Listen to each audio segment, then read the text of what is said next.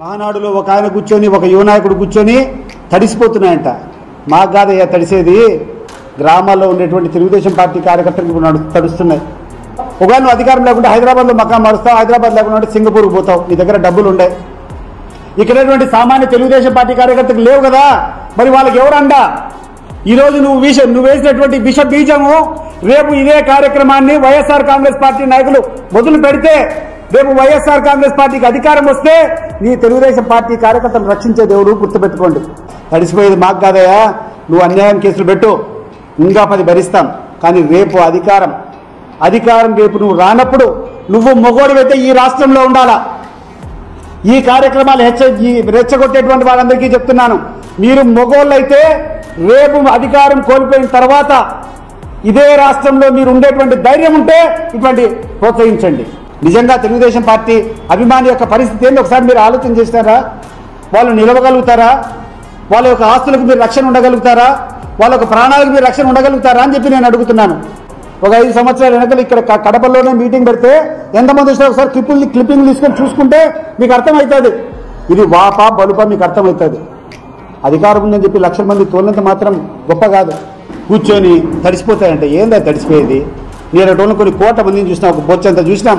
ఏం చేస్తావు మా అయితే? ఏం చేస్తావు లొకేషన్? నాకు అర్థం కావడంలా. లోపల పెడతావా, కొడతావా, చంపుతావా? ఎంతమందిని చంపుతావు, ఎంతమందిని కొట్టిస్తావు? రేపు నీ పరిస్థితి ఏంటి అని చెప్పి నేను అడుగుతాడా. నీకు ధైర్యం ఉంటే నువ్వు కొట్టించు, బట్ నీకు అదే ధైర్యం ఉంటే రేపు నీకు అధికారం లేనప్పుడు నువ్వు మొగోలు మాదిరి ఈ రాష్ట్రంలో నిలబడుకుంటే ఆ రోజు వచ్చి నీకు సాష్టాంగం పడతాను. నేను విపరీతంగా సంపాదించుకున్నావు, వెళ్ళిపోతాను ఈ రాష్ట్రం వదిలిపెట్టి.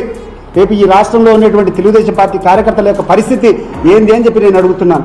లేని ఆరోపణలు చేసుకొని జగన్మోహన్ రెడ్డి ఇట్లా చేసినాడు, రామచంద్రారెడ్డి ఇట్లా చేసినాడు, కాకాని గోవర్ధన్ రెడ్డి ఇట్లా చేసినాడు, లేకుండా అంటే వంశీ ఇట్లా చేసినాడు, రోజుకోటి జైలు పంపిస్తాడు. నిన్ను పంపించడం మొదలు పెడితే ఈ జిల్లాలోని నాయకుల యొక్క చరిత్ర ఒకసారి ఏం జరుగుతుంది ఈ కార్యక్రమం ఈరోజు ఈ జిల్లాలో రాష్ట్రంలో ఏం జరుగుతుంది? పైన కూర్చొని అమరావతిలో విజయవాడలో కూర్చొని పైన ఉండేటువంటి వనరులని నువ్వు దోచుకుంటున్నావు.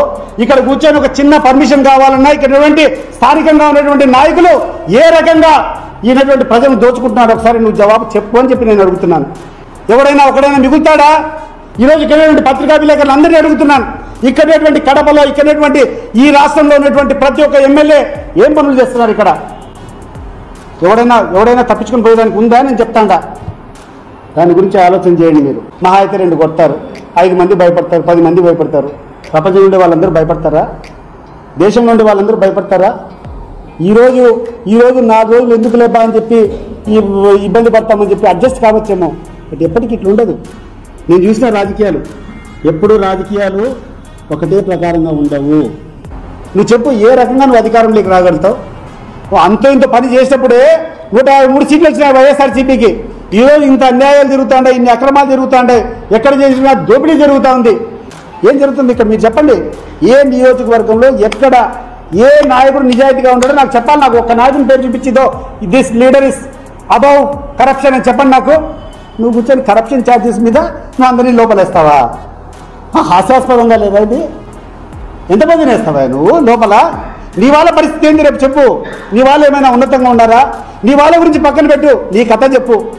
అసలు ఈరోజు అమరావతిలో అనేక కార్యక్రమాలు జరుగుతున్నాయి. డెవలప్మెంట్ పేరుతో అనేక వర్కులు నువ్వు పిలిచినాం. ఈ వర్కులన్నీ నేను ధైర్యంగా చెప్తున్నా 20% లెస్, 20% తక్కువకు నేను చేసేదానికి సిద్ధం. అప్పచెప్తావా?